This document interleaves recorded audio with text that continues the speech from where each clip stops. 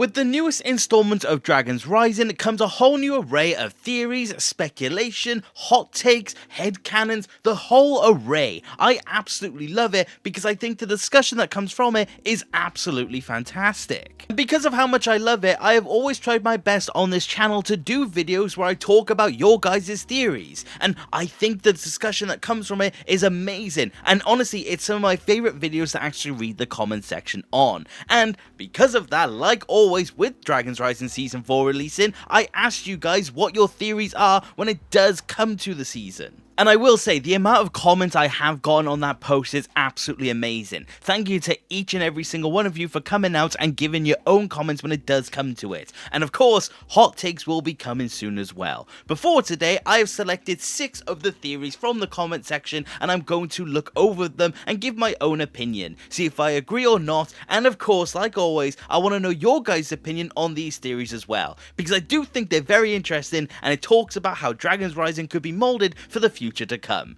So let me not waste any more of your time, and let's talk about your Season 4 theories. The first theory for today is going to be coming from Marcus Rakai 7759. Like always, if I mispronounce your name, I'm so sorry. I'm either just very stupid or you guys have just some very difficult names. It's a running theme on this channel. But hello, my friend. And your theory is part 2 will end with Raz's Master's face reveal and Raz will have gone all of the Source Dragon icons. And honestly, I think there's a lot of truth to what you're saying, and I do think this could be the outcome. The ending of Season 4 Part 1 does heavily imply that Raz is going to be one of the main factors when it does come to Season 4 Part 2, so it does make sense to believe that he will be progressing in his own plan and his story when it does come to the next installment. The other big thing that I have noticed when it does come to Dragons Rising is that when most of the seasons are ending, it does have some sort of big reveal to do with Raz. If you think about it, the first season is Raz basically saying that there were bigger things at play and that he has a plan and he was asking for Jordana's help when it does come to it. Season 2 has to reveal that Aaron is helping Raz, they escaped, and Raz is going to be helped by Aaron to progress with his plan to reverse the merge. Season 3's end was Raz banishing all of the ninja to the outskirts of the realms with the dragon icons and also having Wu in hand. So it does seem to be that following the trend, we will be getting Raz in Season 4 Part 2 and he will have a mainstay towards the end of it as well. And with the current position on how the stories are going, it does make sense that this would be the next big reveal. Maybe one of them wouldn't be done, maybe Raz won't have all of the icons, maybe the ninja will have some of them, or maybe he will have all of them and we won't see Raz's master.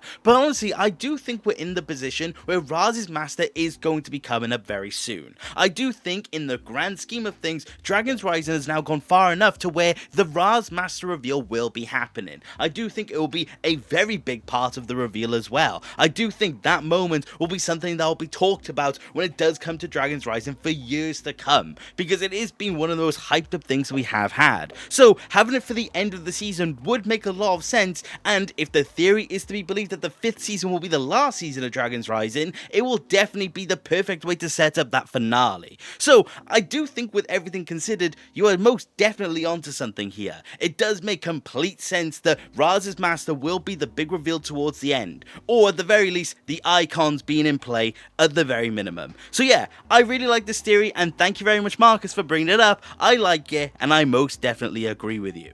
Our second load of theories for today will be coming from Shiroi Yukaheim. I believe I got that correct, I'm not sure though. I do recognize your name though, hello my friend. And you have 2 theories. Your first theory with no evidence whatsoever is that Raz sacrifices Beatrix for another Source Dragon icon. And honestly, I can see why there's no evidence backing this, and I don't think it would be the case, but I do think it would be fairly interesting. The concept of Raz utilizing Beatrix as a means to get another icon would be very funny and in a very weird way tie things together quite nicely. Of course, Raz worked for Beatrix in the 1st season of Dragons Rising. She captures him, she imprisons him, she does all of these things towards Raz, and he only ever did it basically to further his own interests. But of course, Raz never forgets anything, and I do think it would be fairly interesting if Raz essentially lured her into believing that he was going to help her like she did with him before. It would be a really cool roundabout way to link back to season 1, so I definitely wouldn't be mad at it.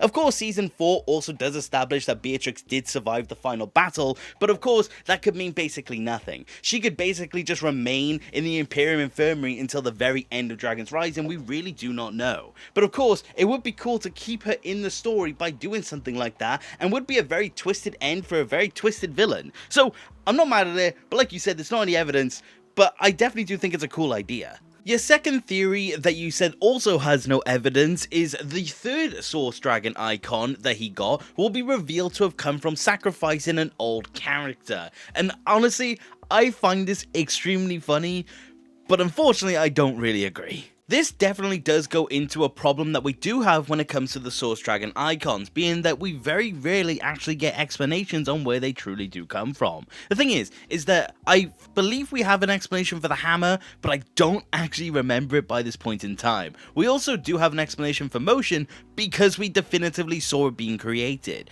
But the thing is that we know that Raz had the energy icon that was used, and we don't know where he got that from, and also the blade that we now see him with, we know for a fact that he sacrificed someone, but again, they never actually gave us a reason as to where that truly did come from. The thing is, we also don't have confirmation that the Forge is where every icon does come from. So whatever this new icon is, this bow icon, wherever it came from, we truly do not know. If it is revealed that it came from the same Forge, I also just don't think they will give us an explanation on who was the sacrifice, because we don't have one for the icon that came before. So I do like it. I do think it would be funny if it was an offhanded line saying that Dareth was thrown into the Forge, but the thing is that I just don't think it's something they're overly willing to actually do. It's a massive shame, and it definitely would help if they explained it away, but they just simply aren't. So I do think it's funny, but unfortunately, I just don't think it will be the case. But thank you very much for the theories. I absolutely enjoyed these ones. The third theory is going to be coming from Plausible. Hello, my friend. And you also do have a hot take in this screenshot, but I'm only talking about theories today. But for your theory, you believe that Aaron's parents will play some role in exposing Sora's parents. They've been established as mystery solvers, and it would make sense given them having a continued presence in the story. It makes sense that the parents of one of the ninja might have this insight on parents of another too. And genuinely speaking, I never considered this, but I really do like it. The potential future of Sora's parents is definitely something I want to cover on the channel very soon and theorize what could actually be the case with them. But honestly, this is a very good explanation on what could be the case. The thing is that Sora's parents returning at the end of the season was definitely something that caught my interest. And considering the fact that they are loyalists, I definitely do find myself very much wondering what's going to be the case moving forward. And your explanation does also make sense. Aaron's parents are established to be mystery solvers like you said. Have them be skeptical when it does come to Sora's parents and have them investigate them as well would definitely keep them relevant to the story. One of the very few things that I noted about season 4 is the fact that Aaron's parents basically just didn't have much to do. So this would definitely serve as a really good way to keep them involved and also generate some form of conflict within the ninja team. Have them investigate them, have Aaron be very skeptical, have Sora reject the idea, have the ninja become skeptical. It would definitely lead for some interesting story points if they do give it the appropriate amount of time. But the thing is that is the question. Is this something that they would be willing to give time to in Dragon's Rising? There are so many things going on, so getting the time is definitely going to be an interesting factor here. But honestly, if they do, I definitely would like this. There would just be so many options for the season if this is a route that they do go down, and like I said, I do think it just functions in the way that you intended. So I'm definitely going to be agreeing with you here because I actually really like this idea. I do think it would just be a very fun side plot or B plot when it does come to part 2. So with any luck, they do get the time and it will be good. So thank you very much, Plausible. I really like this one. The fourth set of theories is going to be coming from Golden Knight 4754. Hello, my friend. And you have two. Your first one, Aaron will unlock a new type of Spinjitzu which involves his red streaks. And I do think this is a plausible outcome, but I'm not entirely certain. One thing that was set up during part 1 was a scene between Zane and Aaron where Zane acknowledges this wonky version of Spinjitzu. The red streaks is something that he identified as being something that he deemed an anomaly, and Zane wants to investigate it, and he wonders simply what it actually is. Aaron suggests the idea that it is some form of corrupted Spinjitzu, and he wondered if essentially his time with Raz is what led to it, because of how he learned Spinjitzu to begin with. Zane is definitely curious on what's going on, so with any luck we will actually receive an answer. But I don't necessarily think that the key to this will be a new type of Spinjitzu. The thing is that Aaron has demonstrated a very weird sort of Spinjitzu-like ability, but it's not like abilities that we haven't necessarily seen before. Object Spinjitzu or the transference is something that is definitely new, but I don't think that is something that is going to be unlocked down the line. It's something he already has. So in terms of unlocking something new, I don't think it's going to be the case. I might be wrong, and I very much could be, but the thing is that I just don't really expect them to be giving Aaron something else that's beyond Object Spinjitzu. The thing is that they've very much been developing this Object Spinjitzu fighting style over the last few seasons, so I think giving him a different type of Spinjitzu would be a bit too muddy almost. It feels like Aaron is very much homing in on the ability to fire projectiles with the utilization of regular Spinjitzu, so I think they're kind of just gonna stick him with that. And the thing is that we already have so many versions of Spinjitzu, I'm honestly just not sure they want to give Aaron a specific type for himself. Thing is, we have to remember that there are multiple variants at this point in time, so it just feels like it's not going to be something that they do. But I understand what your point is, and I'm definitely curious to know what the explanation for the red streaks are, because I don't necessarily think it's corrupted Spinjitzu, I just think it's some sort of really weird anger-based Spinjitzu that Aaron has never been able to let go. But honestly, only time will tell, and I do like the theory, but I just don't know if this is going to be the route they go down. Your second theory is that Lloyd will have the ability to sense dragon icons with his new dragon form, and sense source dragon energy as it's connected to life itself. And actually, I do think this is going to be the answer moving forth. We know that Lloyd is inherently now connected through life and through everything. He senses things, he's established the fact that he sees and thinks so much now. Honestly, it's a really cool concept that I can't wait to dig into down the line. But I do think having it connect back to the dragon icons would be very interesting. If he can home in specifically on those, would he have the ability to track down Raz? Or will he be able to find other icons in of themselves? The thing is, we don't know the state of the final icons. We know one is used and Raz has 3. So there's technically 4 to be accounted for, but we don't really have the answer beyond that. The thing is, those 4 could assist in any sort of capacity, and we truly do not know. So it would make more sense maybe for Source Dragon energy to be tracked down, but again, we just simply don't really have the answer. But I do like this, and I definitely do think Lloyd's elemental abilities will connect in some capacity, and honestly, I do hope you're correct with that one. So I do hope that that is the case, and I do like this theory, so thank you very much, Golden Knight. The fifth theory is going to be coming from Pell. Hello, my friend. And your theory is that the bow icon will be belonging to focus and the sword belongs to life. We know that the hammer is strength, that the dagger is motion, and that Raz already used energy. The sword and the bow doesn't make sense for flow, in your opinion. Also, a life was given for the sword, and it takes focus to fire a bow. Honestly, I never considered this to be the explanation, but I really do like the idea here. Which Source Dragon icons link to which Source Dragon has definitely been an interesting one, and there's so much unknown about the icons generally speaking. The thing is that we just never really had too much explanation because they kind of just refused to give it outside of the few bits that we know. Like I said, we know that the hammer is strength and the dagger is motion, like you said, and energy is just somewhere. We're assuming that Raz will be able to get that back, but who really knows? But I do like the idea that you've gone with here. It does require focus to fire a bow, so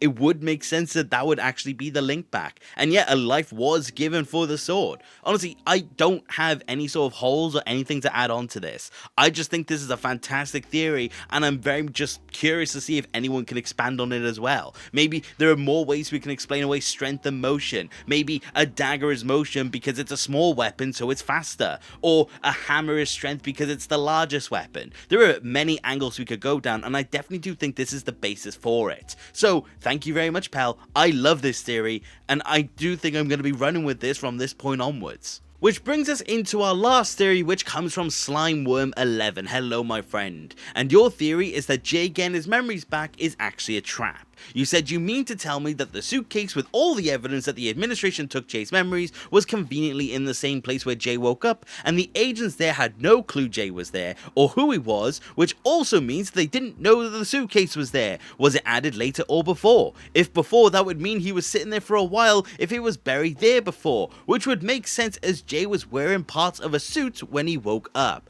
almost as if he was awake before. Also, why did Agent Donovan crack so easily? Is he like that, or was it part of a plan? Plus, where did he go after telling them? Not like he just disappeared. I know he went in the mail chute, but to where? And honestly, you have presented something that I'm going to be talking about in a video coming very soon. It definitely does feel like, to an extent, that there is something more at play here, and we just don't know the extent of Jay's return in memories. The thing is that when we actually get the scene before his memories return, we actually get a scene near warn him that it could lead to disastrous consequences. Permanent amnesia was thrown around, and just generally speaking, there was a lot of risk to Jay actually getting his memories back. And as of the end of the season, we don't have explicit confirmation that he remembers absolutely everything. There are still so many factors that go into Jay that we just simply don't understand at the minute. And like you said, the story about how it happened is extremely strange. It's almost like he got his memories back a bit too easily. It is like Donovan simply allowed it to happen. We don't see him again, like you said, after he escapes. We don't get many explanations whatsoever, and it just continues to make the administration just feel honestly very weird inherently.